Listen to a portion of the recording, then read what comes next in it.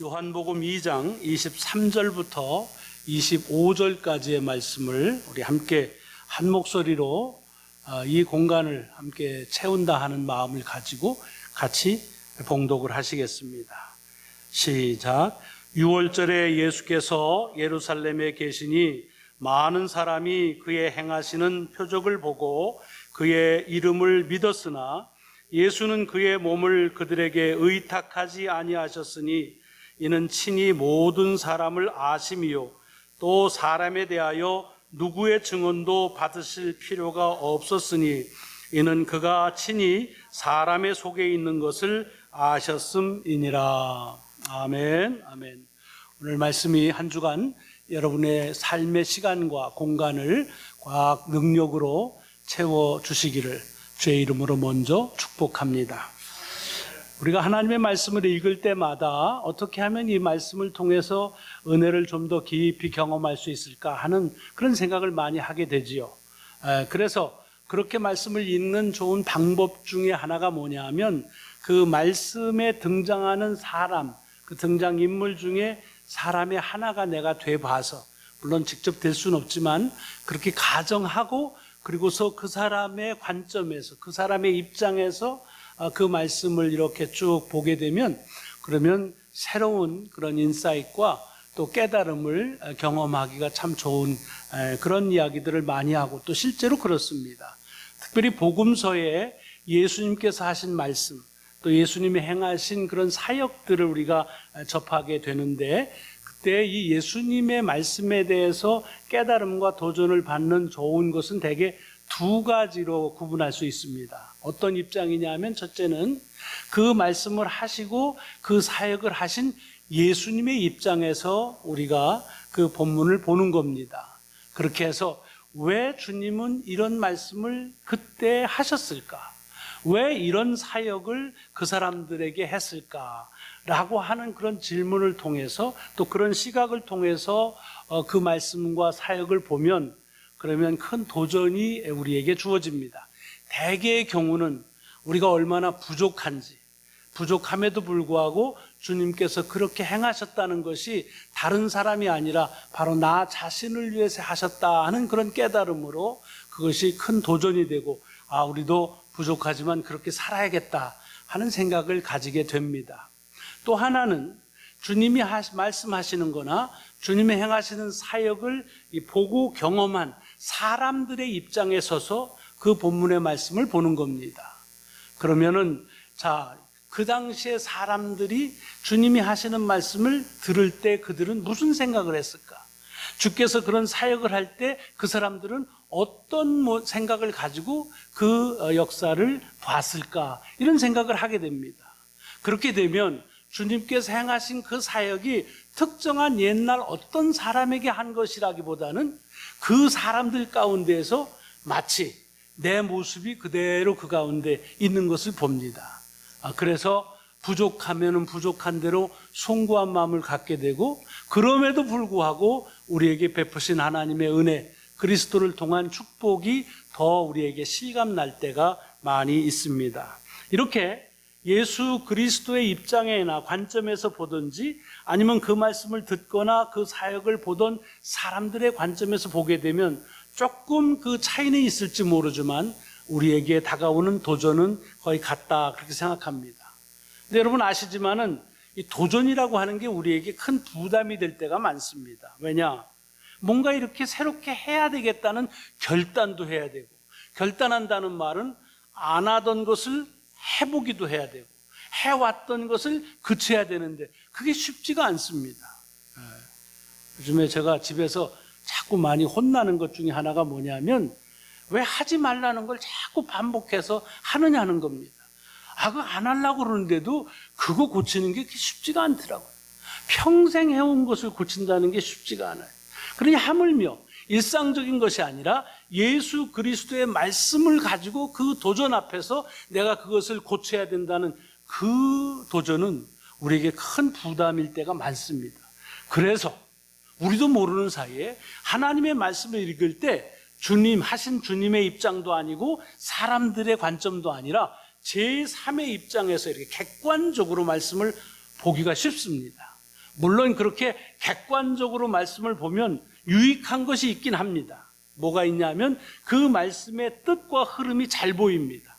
그래서 그 말씀이 무엇을 가지고 있는지 이해하기가 쉽습니다. 그러나 그런 제3의 입장에서 그렇게 객관적으로 말씀을 보면, 특별히 객관적으로 성경을 연구하는 사람들은 모르지만 우리들처럼 하나님의 말씀을 가지고 내가 새로운 변화를 가져오겠다고 생각하는 이들에게는 별 도움이 되질 않습니다. 객관적인 하나님의 말씀에 대해서 보는 것은 절대로 우리의 삶에 변화를 주지 않는다는 것입니다. 그러니까 우리가 하나님의 말씀을 읽거나 또는 묵상하거나 뭘 할 때에 우리가 주님 하신 말씀의 주인공이신 주님이나 아니면 그 말씀을 들었던 사람의 관점에서 그 말씀을 보는 것이, 그것이 우리에게 부담이 되지만 그러나 우리의 삶의 변화를 가져올 수 있는 귀한 도전의 은총이 있다고 생각합니다. 자, 그런 의미에서 오늘 본문을 보시면 짧은 것입니다. 2장이 마무리되어지는 짧은 것인데, 오늘 이 본문에서 우리가 읽을 때 그러면 요한복음을 기록한 요한은 이 말씀을 이걸 읽는 사람들에게, 우리까지 읽어졌지만 어쨌든 이 자기가 쓴 이 복음서를 읽는 사람들에게 이 말씀을 어떤 관점에서 읽도록 도와주고 있느냐 하는 것을 물어보는 것은 본문을 이해하는 데 매우 유익한 것입니다. 물론 어떤 관점을 갖느냐 하는 것은 굉장히 개인적인 선택입니다. 그렇기 때문에 이 말씀은 이런 관점에서만 봐야 된다, 그렇게 말할 수는 없습니다. 그런 강압적일 수는 없습니다. 다만 우리가 아는 대로 이 요한은 다른 복음서를 기록한 기자들하고 달리 자기가 예수 그리스도의 말씀이나 행적을 전하면서 뭘 했다고 그랬습니까? 그것에 담겨있는 의도, 그런 주님의 의도를 나름대로 주님과 더불어서 함께했던 제자로서 봐왔던 그 의도를 부언적으로 설명하고 있다는 것입니다. 여러분, 이 설명했다는 말이 뭐냐 하면 이 성경은 이런 관점에서 보는 것이 좋다 하는 그런 가이드로 보시면 좋습니다. 그러니까 요한복음은 사실은 그래서 요한이 이렇게 설명해 주는 대로 주님의 말씀이나 또는 주님의 사역을 따라가면 이해하는 데 퍽많이 도움이 되고 또 그런 도전을 받는 데 유익합니다. 오늘 본문은 이렇게 보자고 한다면 물론 여러 관점에서 보시는 것이 다 가하고 좋은 것이지만, 요한은 이 본문을 볼 때에 이 복음서를 읽는 사람들에게 예수 그리스도의 입장, 예수님의 관점에서 이 본문을 읽으면 좋겠다 하는 그와 같은 관점을 우리에게 소개해주고 있고, 또 그렇게 보는 것이 본문에 담겨져 있는 많은 의미 가운데에서 그 중에 하나를 우리가 깨닫는 데 유익하다고 생각이 듭니다. 자, 그러면 주님의 관점, 주님의 입장에서 오늘 본문을 다시 보게 되면 오늘 본문이 뭐지요? 주님께서 6월절이 돼서 예루살렘에 올라가셨습니다. 여러 가지 일을 하시는데 아주 간단하지만 어떤 말씀이 있냐면 거기서 여러 표적들을 행하셨다 그랬습니다. 여기 표적이라는 말은 다른 복음서의 표현으로 따지면 기적입니다. 기사와 이적을 행하셨다는 말과 같습니다. 그런데 이 기사와 이적을 행했는데 주님께서 행하시는 그 기적을 보고 예루살렘에 그 있던 많은 사람들이 그 기적 행하시는 것을 보고 예수님을 믿게 되었다라고 하는 것입니다. 여러분, 이건 참 좋은 일이죠. 주님이 행하시는 기적을 보고서 주님을 믿게 됐다. 이거는 굉장히 고무적인 일이라고 우리가 할 수가 있습니다. 사실은 이거는 사람들이 믿게 하는 사람들에게만 좋은 것이 아니라 그렇게 기사와 이적을 행한 주님에게도 좋은 일이라는 생각을 갖습니다. 한번 여러분, 주님의 입장에서 여러분들이 사람들에게 그런 그 질병을 낫게 하고 그 다음에 귀신을 내어쫓게 하는 기사와 이적을 행했다고 한다면 그것이 얼마나 귀한 일입니까? 물론 오늘 본문에 주님께서 표적을 행하셨다 그렇게만 돼 있지 어떤 기적을 행하셨다라고 언급은 돼 있지 않습니다. 하지만 다른 복음서를 보면 주님께서 행하신 기적은 크게 두 가지입니다. 병을 낫게 하고 그 다음에 귀신 들린 것을 내쫓게 하시는 겁니다.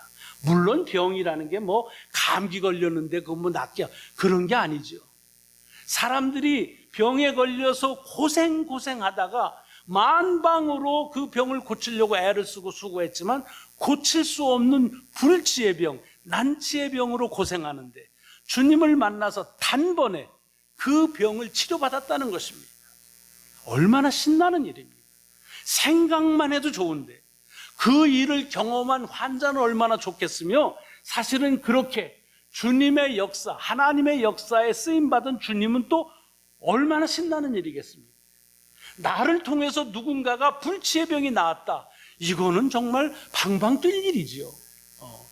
또 귀신 들린 사람들, 누구 어떤 힘으로도 제어할 수 없는데 주님께서 단번에 그 귀신을 내어 쫓는 역사를 했다고 한다면, 그렇게 해서 온전한 주님의 자녀로 다시 회복된 사람의 기쁨은 말할 것도 없지만, 그런 일에 쓰임 받으신 그 주님의 기쁨 또한 큰 것입니다. 여러분, 우리가 어떤 일을 할 때 두 가지 중에 하나만 충족이 되면 일을 계속할 수 있다고들 말합니다. 그 두 가지 중에 하나가 뭐냐? 첫째는, 한 가지는 내가 그 일을 하는데 내게 만족합니다. 보람이 있습니다. 의미가 있습니다. 그러면 다른 누가 뭐라고 해도 그 일을 하려고 합니다. 또 충분히 할 만한 가치가 있다고 생각합니다. 그렇지요? 의미가 있다, 보람이 있다. 그럼 내가 혼신을 다해서 그걸 하군. 아니면 그런 보람과 의미는 조금 떨어질지 모르지만 사람들이 내가 하고 있는 일에 대해서 아주 열광적으로 환호하고, 우와, 너무 멋있다, 훌륭하다, 이렇게 사람들에게 인정을 받으면, 그러면 그것을 통해서 또한 그 일을 계속해 나갈 수 있는 힘이 있는 것입니다. 내가 내 스스로 하는 일을 내가 인정하거나 아니면 다른 사람들이 내 하는 일을 인정해 주면, 그러면 그 일을 해 나가는 겁니다. 그런데 오늘 보십시오. 주님께서 기사와 이적을 통해서 사람들을 고쳤을 때에는 본인이 가지고 있는 보람과 의미뿐만 아니라 어떻게 해요? 사람들의 반응도 열광적이었습니다. 그래서 예수님을 믿게 했다는 말입니다. 이거는 금상첨화와 같은 거예요. 하나만, 내가 나의 의미, 나를 인정하는 것만 가지고도 할 수 있는데, 내가 나를 인정해 줄 뿐만 아니라 다른 사람들도 인정해 주고, 인정만이 아니라 믿는다. 이거는 계속해서 할 수밖에 없다라고 하는 생각을 가져보게 됩니다. 자, 그런데 요렇게만 복음서가 써 있으면 이게 객관적인 그런 사실입니다. 다른 복음서는 요렇게 기록되고 끝납니다. 그런데 요한은 이렇게 일어난 일들에 대해서 그 당시에 주님은 어떤 생각을 가지고 있는지를 부언적으로 설명하고 있습니다. 그것이 24절과 25절에 있는 말씀입니다. 주님께서 표적을 행하시니 많은 사람들이 그 표적을 보고 주님을 믿었는데 그렇지만 그러나 이렇게 되는 거예요. 그러면서 뭐라고 그러냐면, 그럼에도 불구하고 주님은 그들에게 자신을 의탁하지 않으셨다고 되어 있습니다. 여기 자신을 의탁했다는 말은 뭐 가서 그냥 뭐 기대고 뭐 기울이고 그런 물리적인 걸 얘기하는 것이 아니라 그 사람들을 믿지 않았다는 말입니다. 참 잘못하면 몰상식하고 예에 벗어난 일일 수 있습니다. 왜? 상대방은 나를 믿어주는데 내가 그 사람을 안 믿어. 그건 말이 안 되는 거지요. 그럼 주님께서 이렇게 몰상식한 예의에 벗어난 행동을 하셨을까요? 그래서 25절로 이어지면 그렇게 하신 이유에 대해서 두 절에 걸쳐서 말씀하는 거예요. 왜 그러느냐? 왜 주님은 당신이 행하는 기적을 보고 믿은 사람들에게 그들을 믿지 않았느냐? 오늘 본문에 보면 주님은 그들의 속에 무엇이 있는 걸 아신다는 겁니다. 그 속마음을 아신다는 겁니다. 그리고 또 하나를 더 붙이죠. 25절에 그렇게 사람의 속마음을 아는데 심리학자, 정신분석학자들의 무슨 도움을 받아서가 아니라 주님은 완전히 온전하게 모든 사람들의 속을 아신다는 것입니다. 그렇기 때문에 안 믿었다는 얘기입니다. 그럼 오늘 본문에는 이 사람들이 주님이 기적을 베푸는 것을 보고 그 속마음이 어떤 마음을 품었는지는 요한은 기록하고 있지 않습니다. 그러나 이 말씀의 흐름으로 보자고 한다면 어떻습니까? 지금 사람들은 주님을 믿는다는 외적인 모양은 다 했습니다. 뭐 여러 가지 표현을 했겠죠. 믿는다고 하는 그런 어떤 제스처를 했겠죠. 그런데 주님은 그 속마음을 보시고 믿지 않았다는 말은 겉과 속이 다르다고 하는 그런 단서를 우리는 쉽게 여기서 찾아볼 수가 있습니다. 뭐가 다르다는 겁니까? 겉으로는 믿는 것 같은데 속으로는 믿지 않았다, 이렇게 될 수도 있고, 더 구체적으로 말하면 기적을 보고 믿는 사람들은 사실은 보고 믿으면 안 보면 안 믿는다는 그 마음을 주님은 아셨다는 것입니다. 여러분, 무엇을 보고 믿는 것은요, 그것은 믿음이 아니라고 얘기합니다. 근데 이거는 오해하시면 안 돼요. 그러면 이렇게 기적을 베푸는 걸 보고 믿는 건 다 소용이 없다는 말이냐? 절대로 그런 말 아닙니다. 복음서에 보면은 주님께서 자기에게나 다른 사람에게 기적을 베푸시는 것을 경험하고 주님을 믿기 시작하고, 그래서 그 믿음의 변절이 없은 사람들이 많이 나와 있습니다. 다 그렇다는 것이 아니라 오늘 본문에 나와 있는 이 사람들은 그랬다는 것입니다. 이 사람들은 겉으로는 주님을 보아서 믿는 것 같지만 만약에 주께서 기적을 베풀지 아니하시면 믿지 않을 사람이라는 것입니다. 그리고 이것은 믿음이 아니라고 주님 말씀하시는 거예요. 왜? 무엇을 봤기 때문에 믿으면, 안 보면 안 믿는다는 건 믿음이 아니라 그건 판단입니다. 평가입니다. 그것은 그런 기적에 대한 그냥 한 리스판스, 반응일 뿐이라는 것입니다. 이 판단과 평가와 믿음은 다른 것이라고 하는 것을 오늘 본문 속에서 우리에게 알려주고 있는 것입니다. 여러분, 우리가 칭찬은 고래도, 내가 뭐 생각 안 나면 주전사님 하면 탁탁 나와요. 또 잊어버렸다. 나만 모르네. 다 아시는데. 예, 유명한 말이잖아요. 다 아세요. 칭찬은 고래도 춤추게 한다. 그게 칭찬에 가지고 있는 능력이지요. 그런데요, 어떤 이가 이런 지적을 했어요. 사실은 사람들이 칭찬을 잘 할 줄을 모른다. 그냥 칭찬에 인색하다는 말이 아니라 무엇이 칭찬인지를 오해한다는 말입니다. 이게 무슨 뜻이냐? 여러분, 우리가 살면서 누구를 칭찬한다고 그럴 때는 대개 어때요? 뭘 잘했을 때 그때 칭찬해. 아유, 김 권사님, 오늘 기도 너무 잘하셨어. 그래서 칭찬하는 거예요. 잘했을 때. 근데 죽수면 어떻게 돼? 가만히 있거나, 아유, 그걸 기도라고 하나? 뭐 이렇게 되는 거예요. 우리가 어떤 잘한 것에 대해서 칭찬한다고 한다는 말은, 잘못하면은 칭찬을 안 하는 것은, 그것은 더 이상 칭찬이 아니라는 겁니다. 그것은 잘했을 때 잘했다고 평가하는 것이고, 그리고 잘못하면 잘못했다고 판단하는 것에 불과하지 칭찬이 아니라는 겁니다. 그럼 칭찬이 뭐냐? 진정한 의미에서 칭찬은 상대방이 잘하건 못하건 상관없이 그 사람을 믿는다라고 말해주는 것, 그것이 칭찬이고, 그래서 칭찬은 신뢰하는 언어라는 말입니다. 자, 그렇게 놓고 보면 사실은 저도 뭐 다른 사람 잘했을 때 칭찬하는 것조차도 잘 못하지만, 많은 경우 내가 칭찬을 정말로 못하는 그런 삶을 살지 않았나 싶을 때가 많습니다. 다른 사람을 신뢰해 주는 것이 칭찬이라는 겁니다. 평가하고 판단하는 것이 아니라. 여러분, 이 말씀을 제가 떠오른 이유는 뭐냐면, 믿음도 마찬가지예요. 믿음이 내가 원하는 대로 어떤 것이 이루어져서 믿으면, 원하는 것이 이루어지지 않으면 안 믿을 거란 말이죠. 또 그런 일들이 비일하게 일어납니다. 그러니까 무슨 자기가 원하는 기적이나 보고 싶은 것이 이루어지면, 아이고 하나님 믿습니다, 뭐 믿습니다, 뭐 야단나지요. 하지만 자기가 원하는 것이 이루어지지 않거나, 더 나아가서는 원치 않는 일이 일어나게 되면 어떻습니까? 하나님에 대한 원망이 말로 다 할 수가 없죠. 언제 믿었는지 그냥 싹 없어져 버리고 말하죠. 그러니까 그것은 믿음이 아니라는 겁니다.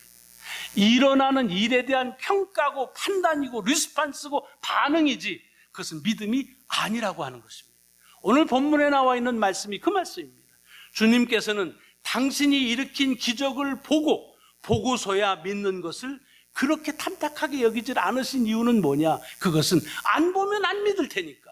그러니까 그것은 믿음이라고 생각하는 것이 아닙니다. 여러분, 요한복음에 보면은 주님을 따르는 제자들이요, 주님을 따르게 되는 과정을 짧지만은 분명하게 얘기하고 있는 것이 있습니다. 그것이 뭐냐? 요한복음에서 요한은 주님을 따르는 제자들은요, 어떻게 이렇게 좀 이렇게 기웃기웃하다가 어떤 주님이 하시는 기사와 이적을 보고, 오, 저 양반 굉장한데 내가 따라가야겠다, 그러고 따른 사람들이 아닙니다. 주님을 먼저 믿고 따르는 것, 그랬는데 주님은 그 따르는 제자들을 위해서 기사와 이적을 베푸셨다. 그 대표적인 것이 얼마 전에 우리가 나눴던 가나의 혼인잔치의 이야기입니다. 가나 혼인잔치를 베푼 건 그 주인을 위해서, 신랑을 위해서, 뭐 누구를 위해서가 아니라 제자들을 위해서 그 일을 베푸셨다고 되어 있습니다. 그들이 다시 믿게 되었다는 말, 이걸 주의해서 들으셔야 됩니다. 요한은 주님의 행하시는 기적은 믿지 않는 사람들을 믿게 해주시는 수단으로 사용하는 것이 아니라 믿는 사람들에게 그 믿음을 확증하기 위해서 보여주는 은총이라고 하는 것을 이 요한복음을 통해서 계속적으로 우리에게 말씀하고 있고, 오늘도 그 본문의 말씀을 통해서 우리에게 깨닫게 하시는 겁니다. 여러분, 오늘 본문을 통해서 그러므로 우리가 살피고, 그리고 우리들이 생각해야 될 것은 뭐냐? 우리가 주님을 믿는다고 하는 믿음이 과연 정말로 주님을 믿기 때문에 우리에게 베푸시는 기적인가? 아니면 기적을 베푼 것을 보고 그리고서 믿는다고 생각하고 고백하는 오늘 본문에 나와 있는 사람들인가 하는 것을 한번 점검해 볼 필요가 있습니다. 우리 청소년 기독교 책들을 많이 쓰신 카일 아이들맨이라고 하는 분이 계십니다. 여러분이 아마 검색을 한번 해보십시오. 그분이 쓴 책은 거의 다 귀한 그 교훈을, 아주 프랙티컬한 교훈들을 가지고 있는 책입니다. 근데 그분이 쓴 책에 Not a Fan이라는 책이 있습니다. 그냥 직역하면 팬이 아니다, 그런 뜻입니다. 팬 아시죠? 모일에 대해서 막 열광하는 사람들, 그 팬, Not a Fan이라는 거예요. 근데 그걸 한국말로 번역하고 번역서의 제목은 뭐냐면 팬인가 제자인가, 이런 물음으로 그 제목을 삼았습니다. 내용은 간단해요. 이분이 그 책에서 팬과 운동선수를 비교하면서 우리의 믿음을 이렇게 분석해 주는 겁니다. 무슨 뜻이냐? 여러분, 어떤 운동, 뭐 야구든 축구든 있으면 그 운동 좋아하는 사람들, 팬이 되지요. 야구만 한다면 뭐 다 제끼고 그냥 텔레비전 앞에 있거나 야구장을 가거나 그러는 사람. 그러니까 운동선수나 팬의 공통점은 뭐냐면 자기가 하고 싶은, 좋아하는 운동을 아주 좋아한다는 거예요. 열정적으로 응원한다는 거예요. 근데 결정적인 차이가 팬과 선수에게는 있는 거예요. 뭐냐? 팬은 직접 운동을 하지 않고 관중석에서 관망을 합니다. 그러다가 자기가 응원하는 팀이 이기면 열광을 합니다. 그렇지만 저 보세요, 난리가 납니다. 야, 그걸 야구라고 하냐? 때려쳐! 뭐 이렇게 하면서 뭐 그냥 야유하고 뭐 막 심지어는 막 던지고 그러죠. 너무 분해가지고서. 팬은 그런 겁니다. 팬은 실제로 운동을 하질 않고, 그리고 그 운동에 나타난 결과를 즐기는 사람들입니다. 근데 운동선수는 어떻습니까? 선수는 다릅니다. 물론 선수들도 이길 때 너무 좋아합니다. 그러나 졌다고 야유하지 않습니다. 오히려 자기 팀이 졌을 때 더 분발하고 무엇이 잘못된지를 가지고 다음번 이길 계획을 짜는 거죠. 그것이 팬과 선수의 차이라는 겁니다. 이 말씀을 이분이 하는 이유는 뭐냐면 우리의 신앙생활에도, 그리스도인 가운데서도 예수의 팬이 있고 예수의 제자가 되는 사람이 있다는 겁니다. 예수의 팬이 누구냐? 예수님에 관해서는 다 압니다. 여러분, 어떤 운동선수 좋아하면 뭐 그 카드며 뭐 인적사항, 언제 태어나고 좋아하는 색깔 뭐 다 알잖아요. 주님의 팬도 마찬가지예요. 주님이 뭘 좋아하시는지 뭐 너무 잘 압니다. 그러나 거기까지. 자기가 원하는 것이 이루어지면 뭐 열광을 하지만, 그러나 그렇지 않을 경우는 어떻게 돼? 그게 뭐냐? 네가 무슨 그리스도라고 하느냐고 금방 돌아서는 경우가 참 많이 있다는 겁니다. 그러나 선수, 다른 말로 하면 제자는 그렇지 않다는 거예요. 주님을 믿어서 주님을 통해서 자기가 원하는 것을 얻을 때 즐거움이 같지만, 그러나 그렇지 않더라도 주님을 따르는 길을 돌아서지 않는다고 하는 것입니다. 그래서 not a fan, 우리는 팬이 아니다, 우리는 그리스도의 제자가 되어야 된다 하는 그런 말씀을 하는 겁니다. 오늘 본문 속에서 주님께서 자기가 일으키는 기적을 바라보고 믿는 사람들을 이 이야기의 흐름으로 보자면 팬으로 보신 겁니다. 당신의 팬으로. 여러분, 선수들이 자기 팬이 있으면 좋지요, 뭐 사인도 해주고 그렇습니다. 그러나 그 팬들 때문에 자기의 운동에 결정적인 결정을 하진 않습니다. 그렇진 않습니다. 주님이 요구하시는 게 그거예요. 주님은 자기의 기적을 보고 자기를 좋아하는 것들, 그 상태, 그것을 믿음이라고 보지 않고 또 그들을 제자로 부르시지도 않았다는 것입니다. 그런 이 말씀을 가지고 우리 자신에게도 물어봐야 될 질문이 있다는 겁니다. 저는 그 질문이 세 가지라고 생각을 하고 한번 여러분에게 드려볼게요. 한 주간을 사시면서 이 세 가지의 질문을 가지고 우리의 신앙을 한번 점검해 보시길 바랍니다. 첫 번째 질문은, 나는 주님의 팬인가 아니면 주님의 제자인가?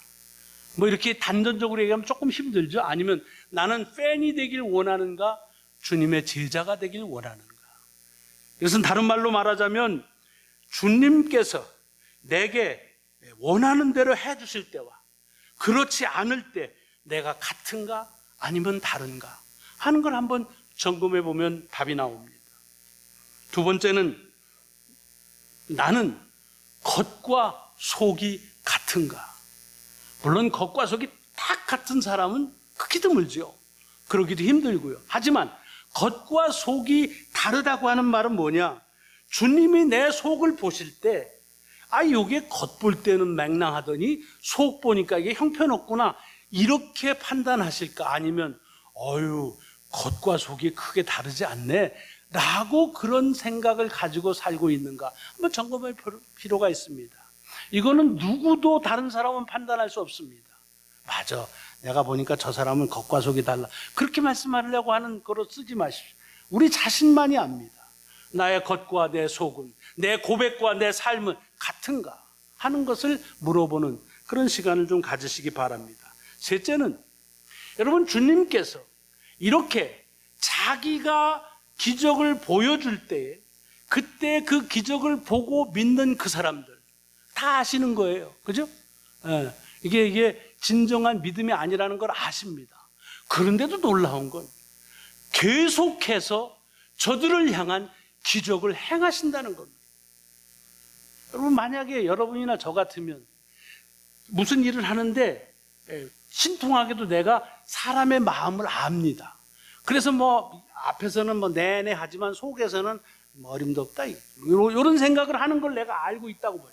그런데도 계속 그들을 위해서나 또 이렇게 어떤 일을 하고 싶겠습니까?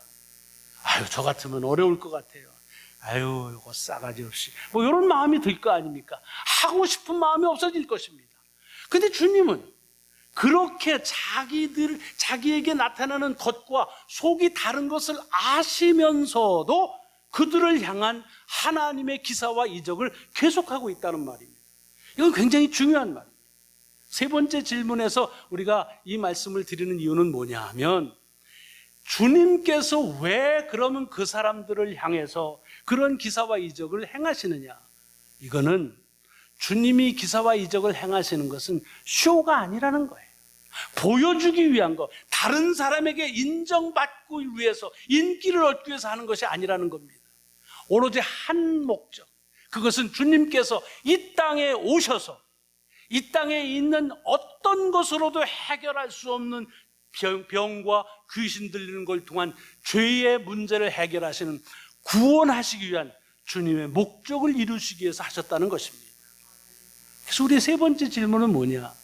내가 어떤 일을 하며 사는데 내가 하는 이 삶은, 내가 하는 것은 내게 주신 하나님의 목적을 이루기 위해서 하는 것이냐?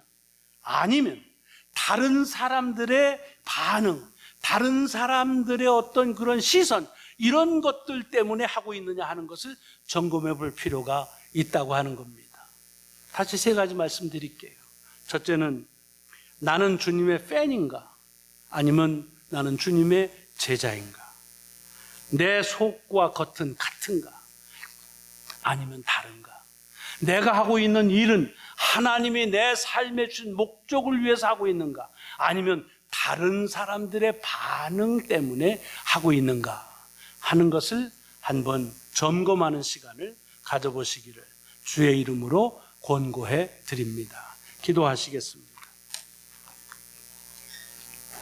하나님 감사합니다. 오늘도 주의 말씀 앞에 저희들 부르시고 예배하게 하시며 주의 음성을 듣게 하시오니 감사합니다. 주님, 주님을 따르려고 해서 주님을 알고 싶은 마음이 간절한데 오늘 다시 한번 주신 말씀을 통해서 다시 한번 묻습니다. 내가 팬은 아닌가? 주님의 제자가 돼야 되는데 그저 나 좋아하는 것 때문에 이렇게 신앙생활하고 있는 것은 아닌가 하는 물음 앞에 서기를 원합니다.